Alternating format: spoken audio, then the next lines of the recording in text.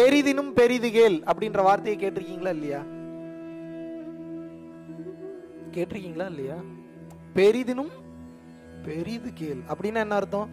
ஏன்னா கேட்கறது தான் கேட்கிற, கொஞ்சம் பெருசா தான் கேளு, ஏன் குட்டியாவே கேட்கிற?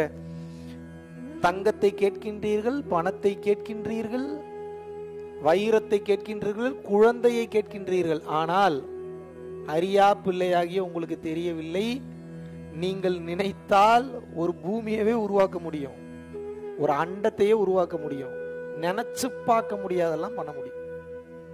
எது ஒன்றை கற்றுக்கொண்டு விட்டால் அனைத்தையும் கற்றுக்கொண்டு விடலாமோ அதுக்கு பேர் தான் உண்மையான லேர்னிங். அதான அவசியமான லேர்னிங். கத்துக்கிறத விட்டுட்டு எல்லாத்தையும் கத்துக்கிட்டு இருக்கோம்.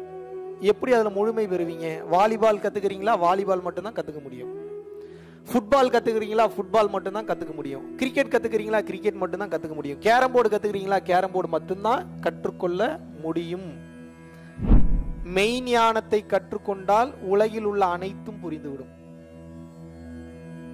இப்ப எதை கத்துக்கணும்? நீங்க மெய்ஞானம் எப்படி வரும்? யார் சொல்லி கொடுத்து வரும்? சொல்லி கொடுத்து வருமா? கொஞ்சோண்டு புரிஞ்சுப்பீங்க. ஒரு ஆனந்தமான ஒரு இன்ப நிலையை ஃபீல் பண்ற, ஒரு ஆனந்தமா இருக்கு, இதை எப்படி வார்த்தைகளால சொல்றது? சொல்ல முடியுமா?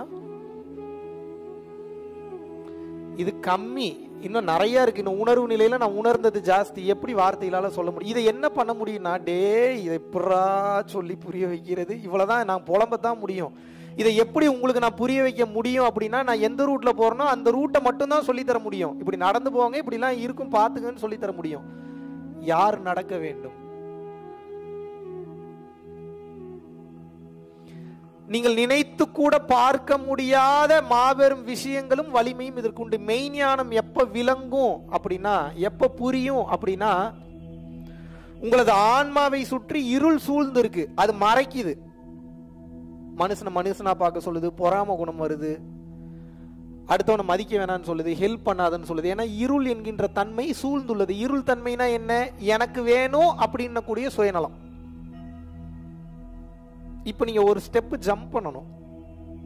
எப்படி ஜம்ப் பண்ணணும் அப்படின்னா, இவ்வளவு நாள் எனக்குன்னு வாழ்ந்தீங்க, நல்லா வாழ்ந்தீங்களா? ஃபார்முலா ஃபெயிலியர்னு தெரிஞ்சு போச்சு. இப்ப நான் ஒரு ஃபார்முலா தரேன், அப்படி வாழ்ந்து பாருங்க. இனிமேல் எதுவும் எனக்கு இல்லை, எனக்கு இருக்கிற வரைக்கும் எனக்கு இருக்கட்டும். அன்பாக இருந்தாலும் சரி, அறிவாக இருந்தாலும் சரி, பணமாக இருந்தாலும் சரி, உணவாக இருந்தாலும் சரி, பொருளாக இருந்தாலும் சரி, புகழாக இருந்தாலும் சரி, பேராக இருந்தாலும் சரி, எதுவாக இருந்தாலும் சரி, எனது தேவை அதிகமாக இருந்தாலும், என் கைக்கு எது வந்தாலும், என் காதுக்கு எது வந்தாலும், என்னுடைய செவிகளுக்கு எது வந்தாலும், எனது கண் பார்வைக்கு எது வந்தாலும், அது எனக்கானது மட்டும் இல்லை. என் மூலமாக பக்கத்து வீட்டுக்காரனுக்கோ, தெரிஞ்சவனுக்கோ, நண்பனுக்கோ, தெரியாத ஒரு நபருக்கோ இதை நான் சொல்லிக் கொடுப்பேன், ஈட்டி கொடுப்பேன், கொடுத்து உதவுவேன். வாழ ஆரம்பிங்க. மொத்த ரகசியம் அந்த பாயிண்ட்ல தான் இருக்கு. புரிஞ்சுக்குங்க, எல்லா ரகசியமும் அந்த பாயிண்ட்ல தான் இருக்கு.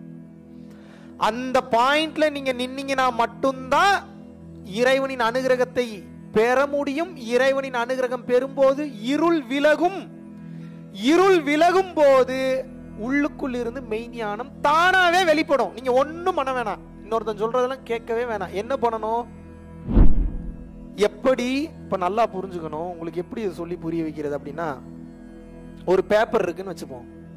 பேப்பர்ல சாம்பல் கண்ணுக்கு தெரியுதா உங்களுக்கு? ஆஷ் தெரியுமாங்க? இப்ப கொளுத்துங்க, கொஞ்ச நேரத்துல என்ன ஆகும்? இப்ப எங்க இருந்தது சாம்பல்? உள்ள இருந்தது, ஆனா தெரியல. அதுபோல ஆன்மாவை இருள் சூழ்ந்திருக்கிறது. சுத்த உஷ்ணத்தை தவம் செய்து ஏற்றும் போது இருள் விலகி மெய்ஞானம் தானாகவே வெளிப்படும். ஒண்ணும் பண்ண தேவையில்ல, தானா வெளிப்படும். புரியுதா அது நான் சொன்னது? புரியாத புரிதல் வரும், தெரியாத புரிதல் வரும், உலகை பற்றிய புரிதல் வரும். வானத்துல என்ன நடக்குதுன்னு புரியும், கிரகங்களுக்குள்ள என்ன நடக்குதுன்னு தெரியும், ஒருத்தன் என்ன நினைக்கிறான்றது புரியும். அவனுடைய உடல் அசைவுகளை வச்சு ரீட் பண்ணிடுவீங்க, எதுக்கு வந்திருக்கான், என்ன ஏது, பார்வை பேசவே வேண்டாம், வைபை சென்ஸ் பண்ணிடுவீங்க. ஒரு இடத்துக்கு போறீங்கன்னா அந்த இடத்துல நல்ல சக்தி இருக்கா கெட்ட சக்தி இருக்கான்றது தெரியும்.